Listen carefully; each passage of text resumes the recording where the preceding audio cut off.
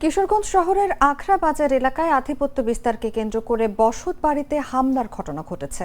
এ সময় জাগো নিউজ, সময় টিভি ও স্টার নিউজের প্রতিনিধি সহ অন্তত 20টি বসত বাড়িতে ব্যাপক ভাঙচুর চালানো হয়, গুড়িয়ে দেওয়া হয় একটি মাইক্রোবাসও।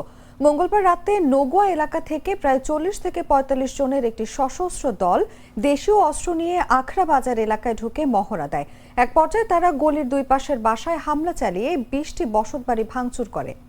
হামলাকারীরা জাগো নিউজ, সময় টিভি ও স্টার নিউজের 3 সাংবাদিকের বাসভবনও লক্ষ্যবস্তু বানায়। একটি মাইক্রোবাসও তারা গুড়িয়ে দেয়। হঠাৎ এই তাণ্ডবে পুরো এলাকায় আতঙ্ক ছড়িয়ে পড়ে। সাধারণ মানুষ ছোটাছুটি করতে দেখা যায়।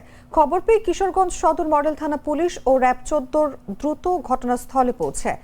আইনশৃঙ্খলা বাহিনীর উপস্থিতি টের পেয়ে হামলাকারীরা পালিয়ে যায়।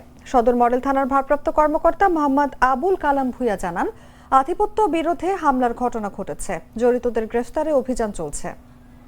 আমার দুই ছেলেরা, আমার ছেলেরা পাশে কেউ নাই, আমি শুধু ছেলেরা মানুষ অনেক গাড়ি বিচারছে আমরা আমার ছেলেরা কেন মাত্র আমার ছেলেরা এই দেখেন কই আমার ছেলে কত সালে পড়তে গেছিলাম 32 কেন পড়ত পড়ালে এটা নষ্ট হয়ে গেছে 1 বছর আগে যাইতারা না 32 আরেক সারা শাহজালাল বান্নি সারা কাজ করতো এই ছেলেরা যাইতারা না এই যে মাথা উঠে কোনা তেমনি মেরেলা কোন আমি সারান্ডিরে লইয়া ঘরের ভিতরে রাখি ওন বাসা বাড়ি উপবাস আর না ঘরের ভিতরে তালা বাইকে আমার কারোর সাথে শত্রুতা নাই। এলাকার পোলাপানের সাথে আখড়া বাজারের পোলাপানের সাথে নগর পোলাপানের গন্ডগোল কিনা এটা তো আমিও জানি না।